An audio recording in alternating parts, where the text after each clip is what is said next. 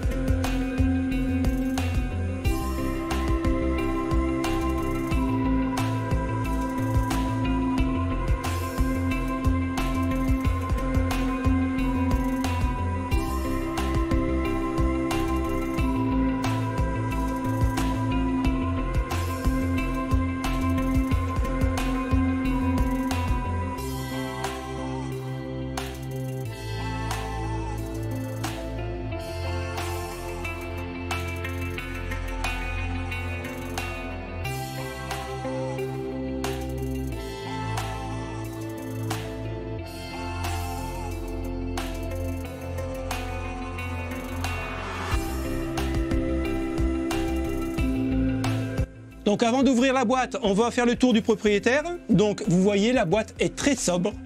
On a la marque Tonor avec la petite baleine qui est vraiment plutôt sympa. Ici, on a les 2 ans de garantie pour ce microphone. Donc c'est bien le Q9 USB.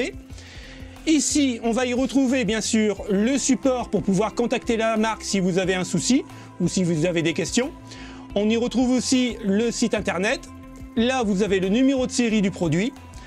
Derrière, on y retrouve bien sûr tous les specs du Tonor Q9. On a des déclarations FSSC, donc pour la communauté européenne, ce micro est valable. Ici, on a, vous voyez, des petits logos.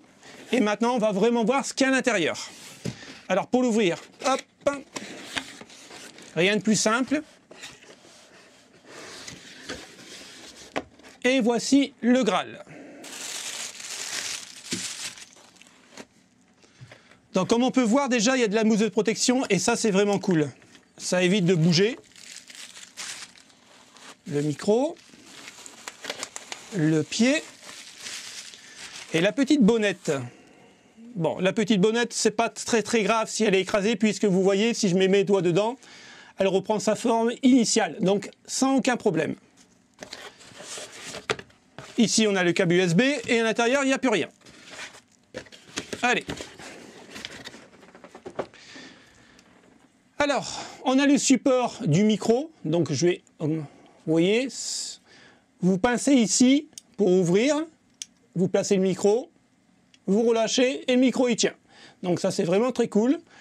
J'ai déjà un support comme ça et c'est vrai qu'au niveau vibration, bah écoutez, il n'y a pas de souci. C'est un bon support. Il est tout simple, mais vraiment bon. On y retrouve bien sûr la notice d'utilisation du micro, avec tous les specs qu'il y a dessus, et comment vous pouvez le gérer au niveau de Windows. De toute façon, c'est un micro qui est plug and play, donc vous le branchez et ça marche, puisque c'est de l'USB. On a, en parlant d'USB, le câble USB, qui fait à peu près 1,30 m, qui est vraiment pas mal. Après, vous voyez, il n'est pas tressé. C'est de l'entrée de gamme, mais de toute façon, pour un micro, on ne le balle pas tout partout, donc il y en a largement assez. On y retrouve bien sûr le pied, qui est vraiment bien emballé sur plusieurs couches. Donc, encore une fois, vous voyez, c'est un pied qui est assez standard. Alors, il peut faire un peu de bruit quand vous touchez ici. Mais bon. C'est un pied assez basique. Moi, personnellement, j'en ai encore un comme ça. Ça va faire depuis 2-3 ans que je l'ai. Et je me demande de temps en temps si je dois changer ou pas. Mais personnellement, il fait très bien l'affaire. Donc là, on a le support pour le pied. Encore une fois, hein, vous voyez, c'est super bien emballé.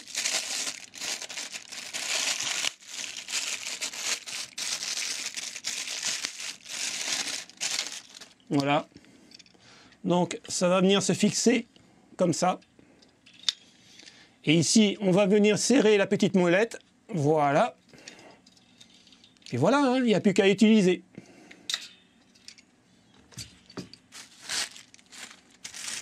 Donc, on a la petite bonnette, le filtre anti-pop. Vous en avez un deuxième qui est ici, qui va venir se fixer directement sur le pied du micro. Et vous le fixez avec ça. Donc, voilà. Alors moi, j'aurais aimé qu'il y aurait marqué Tonor ou avoir l'insigne de la petite baleine ici. Ça aurait été un petit peu plus quali. Mais sinon, vous voyez, hein, c'est quand même costaud. Il n'y a pas de souci. Hein. Et bien sûr, on a le fameux micro. Donc encore une fois, hein, double emballage. Donc ça, c'est vraiment pas mal. Vous voyez ici, un USB. Et le voici. Ici, vous allez retrouver le plus et le moins. Alors, je vais mettre à la caméra, voilà. Le plus et le moins, eh ben, pour régler le volume. Tout le corps de ce micro est en aluminium. C'est juste énorme. Surtout pour le prix du micro. Et ça, on en reviendra juste à la fin. Il est plutôt quand même stylé. Hein. Donc, si vous y mettez la bonnette, hop, voilà, ça donne ça.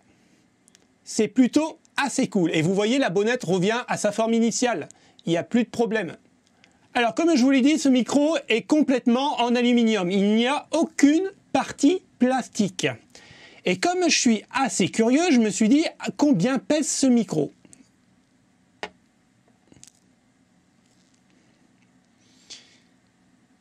« 296, mais il y avait 3 grammes, donc on va dire 290, allez, 290 grammes.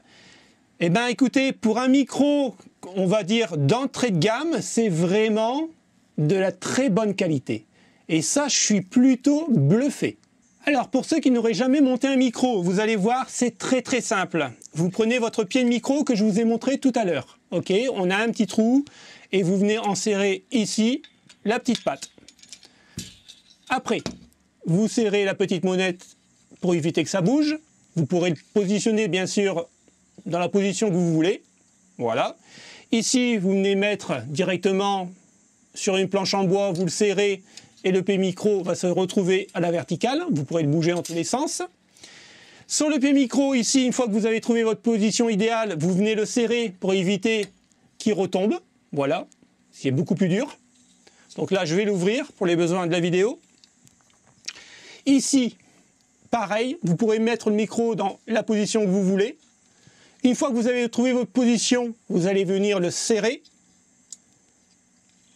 Alors, ça a l'air un peu cheap, mais je peux vous dire que c'est quand même du costaud.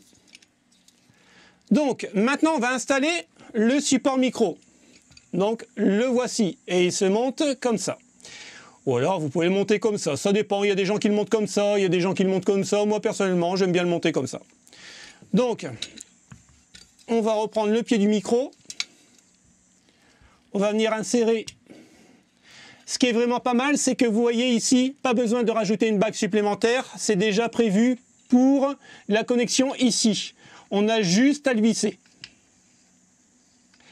Et ce qui est vraiment très intéressant, c'est que vous voyez, généralement ça, c'est du plastique. Et là, vous pourrez le visser et le dévisser autant de fois que vous voulez, puisque c'est de l'aluminium aussi, donc ça ne risque pas de s'user. Et c'est pour ça que je vous dis que c'est vraiment quali. Donc une fois que vous avez trouvé votre position, voilà. Il n'y a plus qu'à insérer votre micro. Alors pour insérer le micro, je vous l'ai montré tout à l'heure, ici vous avez des petites pattes. Voilà, vous voyez, ça s'ouvre.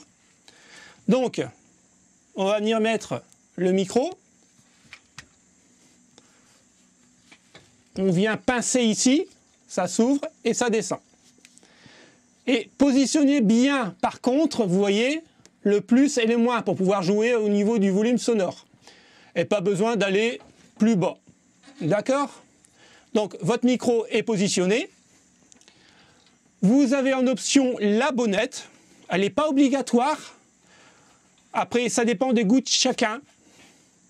Ici, le câble USB directement sur la prise. Hop.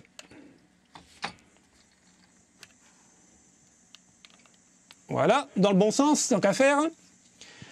Et en option, vous pouvez rajouter le deuxième fil anti-pop. Alors, c'est très simple. Ici, on ouvre la bague. On vient le positionner. Voilà. Comme ceci. On resserre.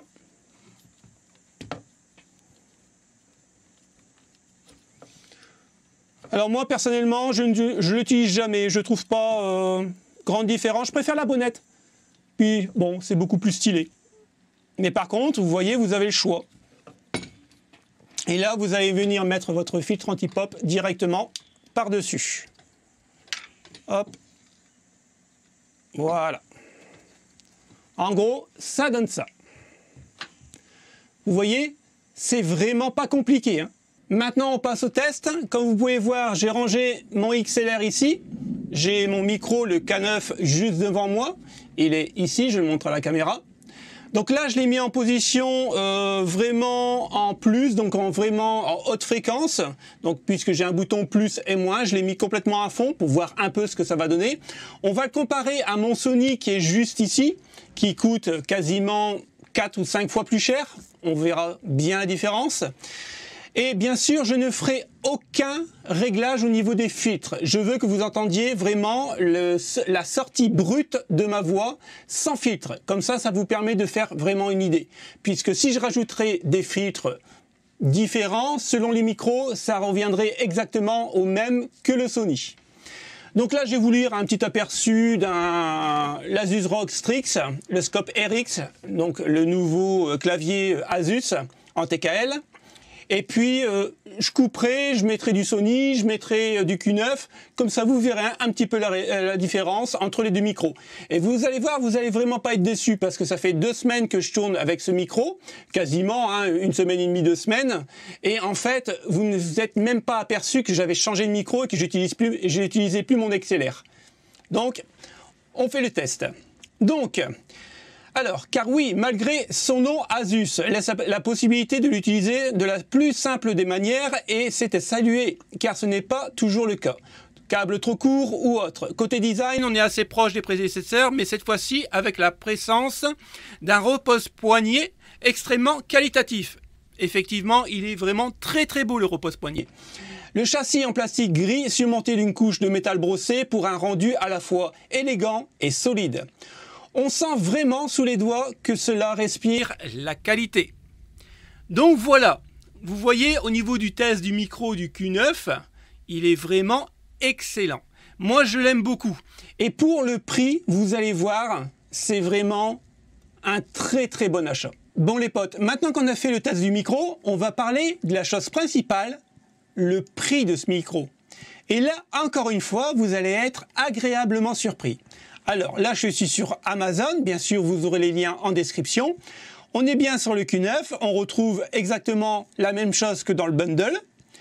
N'oubliez pas, il est disponible pour du Windows, du macOS, du Linux, du PS4, mais attention, pour les consoleux, non compatible pour les Xbox. Alors, il est vrai que moi, j'ai testé sur ma Xbox Series X, et effectivement, il y a des soucis. Donc, je ne vous le conseillerais pas si vous avez une Xbox. De toute façon, c'est bien marqué, faites attention, non compatible. C'est un peu le point négatif de ce micro. En même temps, il faut bien en trouver un. Donc, le voici. Et pour commencer, une chaîne Twitch pour du podcast, voire de l'instrument de musique ou alors carrément du jeu vidéo, il y en a largement assez, pas besoin de monter en gamme. Le Tonor Q9 le fera très très bien. Pour le prix, on est à 59,49 € avec une remise de 41% les potes. Si vous voulez en savoir plus sur Tonor vous avez la page d'Amazon Tonor. Donc, il suffit de regarder ce qu'ils font. Vous voyez, vous avez des micros sans fil, microphone de conférence, micro XLR, les accessoires. Donc là, c'est juste un petit aperçu de ce qu'on a fait. Pour rappel, on avait testé ce micro, le TC30, il y a 1 mois ou 2. Donc, c'était un excellent micro. Et si vous n'avez pas vu la vidéo, je vous conseille d'aller la voir. Ça vaut vraiment le coup. Surtout pour le prix, 42 €. Il est vraiment très agréable, ce micro. Donc, voilà. Vous avez à peu près tout ce qu'ils font. Bien sûr, il y aura plusieurs choses si vous fouillez un petit peu plus. Donc, on termine là la vidéo. J'espère que ça vous a plu. Si ça vous a plu, le petit pouce bleu et abonnez-vous, c'est la récompense. Activez la petite cloche, c'est ce qui fait référencer la chaîne. Et merci beaucoup à ceux qui vont le faire parce que ça prend vraiment 2 secondes. Un grand merci encore une fois à la marque Tonor de m'avoir fait confiance pour ce test parce que j'ai le droit de dire ce que je veux. J'ai carte blanche. Et croyez-moi, si c'était un mauvais micro, je vous l'aurais dit sans aucun problème. Donc, merci Tonor de m'avoir refait confiance pour cette vidéo. Les potes, je vous dis à bientôt pour une prochaine vidéo. Salut, ciao ciao.